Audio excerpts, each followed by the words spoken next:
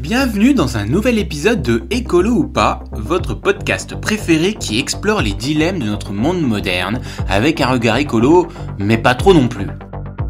Aujourd'hui, on va mettre les pieds dans le feu de forêt. Oui, vous avez bien entendu. Et non, ce n'est pas une métaphore pour décrire l'absurdité de la situation climatique actuelle. Nous allons parler des feux de forêt, leur histoire, leurs causes, leurs conséquences et surtout ce qu'on peut faire pour éviter de finir carbonisé.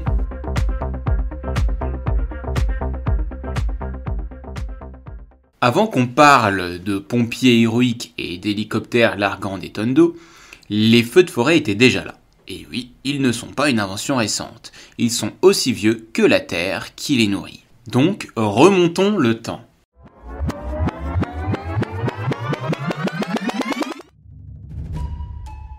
Imaginez la Terre il y a 420 millions d'années. Un monde avec des plantes mais sans fleurs, sans fruits et surtout sans animaux terrestres comme nous les connaissons aujourd'hui. Les premières flammes apparaissent alors que les plantes colonisent les continents. Les premiers incendies sont déclenchés par des éclairs et alimentés par l'accumulation de matière organique sèche. À cette époque, les forêts étaient bien tranquilles, sauf quand un éclair venait jouer les pyromanes, ou quand un volcan crachait des tonnes de lave. Pas de pompiers, pas de marshmallows grillés, juste le feu et la nature. Les feux étaient et sont encore un phénomène naturel, essentiel pour renouveler les sols, éliminer les débris et permettre à de nouvelles plantes de croître. Pensez à ces feux comme un grand ménage de printemps pour les écosystèmes, sauf qu'ici, c'est la nature qui tient le balai flamme. Et puis arriva l'homme. Enfin, les ancêtres de l'homme, comme l'Homo erectus, qui apprennent à maîtriser le feu, notamment pour la cuisson et la protection. Mais bon, soyons honnêtes, maîtriser le feu, c'est une chose. L'empêcher de ravager une forêt entière, c'en est une autre. Dès le néolithique, les feux de forêt sont utilisés pour d'autres choses, comme défricher des terres agricoles, ce qu'on appelle aujourd'hui le brûlis, ou chasser et régénérer des pâturages pour les animaux. C'était un peu comme utiliser un marteau pour écraser une noix. Très efficace, mais pas très subtil. Dans de nombreuses cultures, le feu est sacré. Les Grecs avaient Prométhée, qui a volé le feu aux dieux. Les aborigènes d'Australie voyaient les feux naturels comme un élément de renouvellement spirituel.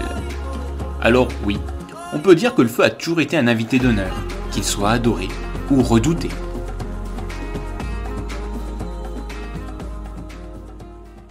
Au 19e et 20e siècle, l'industrialisation et la déforestation augmentent les incendies provoqués par l'homme. Au début des années 1900, les États-Unis ont connu des incendies massifs, comme le Grand Feu de 1910, qui a détruit 12 000 km² de forêt. À l'époque, les pompiers n'avaient que des pelles et beaucoup de courage.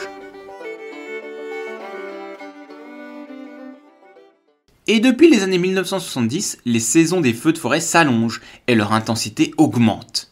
C'est comme passer d'un briquet à un lance-flamme. Le résultat est malheureusement bien visible. Bon, voilà comment on est passé de feux naturels, bénéfiques à l'environnement, à des méga incendies qui dévastent tout. Maintenant que vous savez que vous avez le contexte, on va plonger dans ce qui alimente les feux aujourd'hui. Et, spoiler, du coup, c'est souvent nous. Quand un feu de forêt se déchaîne, ce n'est pas juste un spectacle pyrotechnique gratuit assez impressionnant. Il y a des conséquences bien réelles. Tout d'abord, les incendies détruisent la faune et la flore locale. Des millions d'arbres, parfois centenaires, sont détruits en cendres. La faune subit un lourd tribut. Animaux blessés, habitats détruits et espèces parfois menacées d'extinction.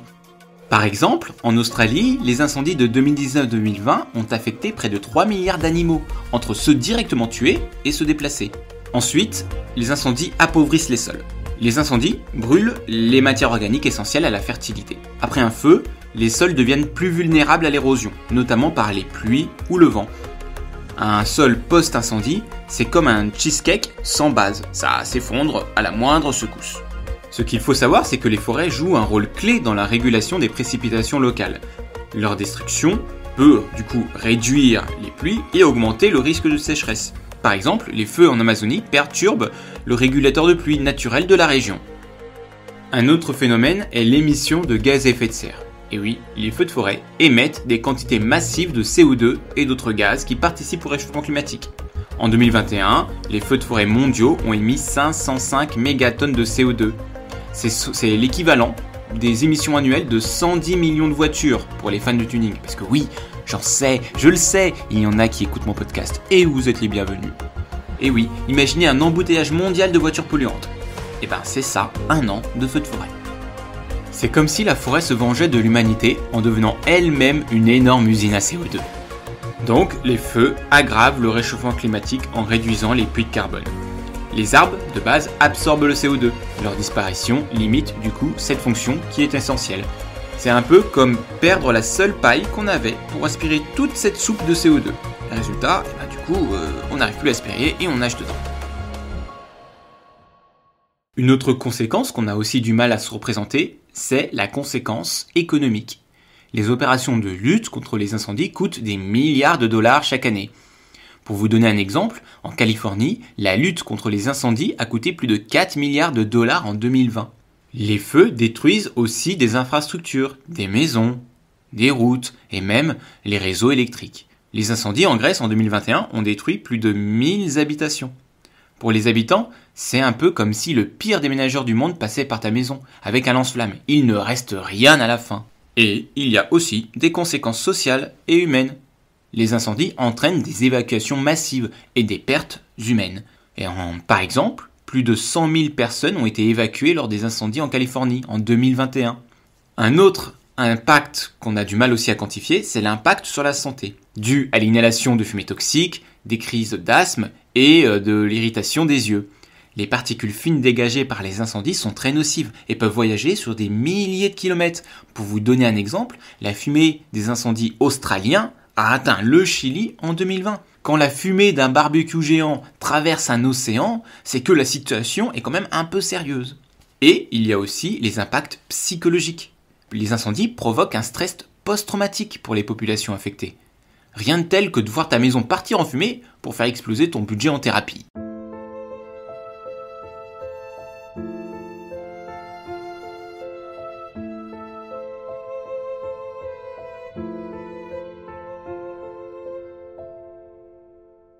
Bon, maintenant qu'on a vu les dégâts, il est temps de se poser la question. Que peut-on faire pour éviter que ça se reproduise ? Eh bien, spoiler, il faudra plus qu'un extincteur. Face aux feux de forêt, on ne peut pas juste jouer aux pompiers en herbe avec un arrosoir. Il est temps de passer aux solutions sérieuses. Mais rassurez-vous, on garde l'humour. Le point le plus important, c'est déjà l'entretien des forêts. Et oui, ça paraît tout bête comme ça, mais enlever les branches mortes, les feuilles sèches et autres carburants naturels, eh bien ça aide à limiter le risque des incendies. C'est comme ranger ta chambre, si tu laisses tout traîner, ça finit par devenir dangereux. Moi, j'ai beau expliquer à ma fille qu'il faut ranger sa chambre, je finis toujours avec un Lego dans le pied. Après, ça fait partie de l'expérience. Elle aussi, elle va finir avec des Legos dans le pied, et peut-être qu'à force, elle va comprendre que ranger sa chambre, ça va lui permettre d'éviter d'avoir mal. On peut aussi aménager des zones sans végétation pour freiner la propagation des flammes. C'est ce qu'on appelle des couloirs coupe-feu. Par exemple, en Australie, des coupe-feu ont prouvé leur efficacité dans plusieurs régions à haut risque. Et ensuite, alors là on va dans la technologie, on peut aussi utiliser des drones et des capteurs pour surveiller les forêts en temps réel.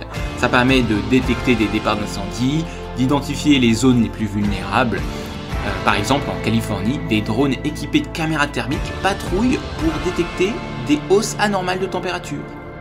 Une autre solution, c'est de réduire les causes humaines. Et pour réduire les causes humaines, c'est tout bête, mais ça passe par des campagnes de sensibilisation.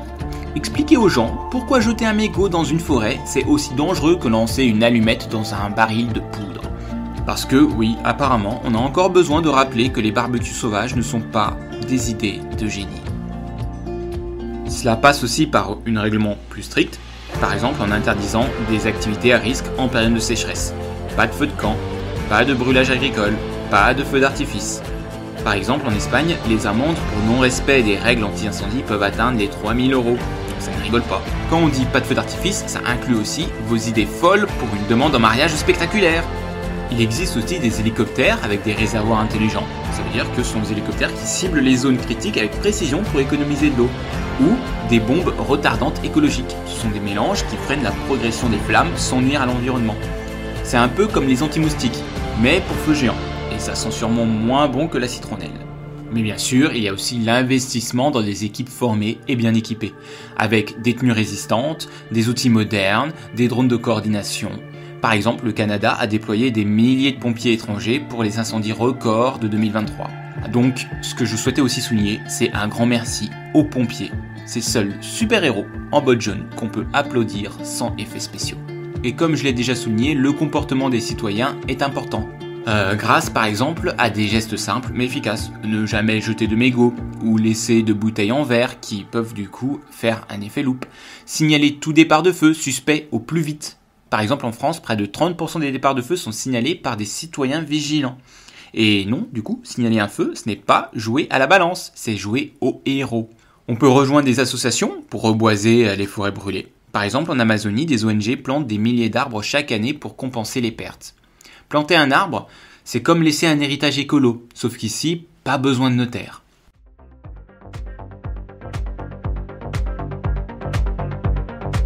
Voilà, merci d'avoir écouté cet épisode, j'espère que ça vous a plu et que vous avez appris des choses intéressantes. Les feux de forêt sont un défi immense, mais pas insurmontable, que ce soit en comprenant leur histoire, en réduisant les causes humaines ou en travaillant sur des solutions innovantes. On peut limiter les dégâts. Alors, chers auditeurs, allumons des idées et pas des feux. Sur ce, prenez vos gourdes et vélos et je vous dis à lundi prochain pour un nouvel épisode. Allez, salut!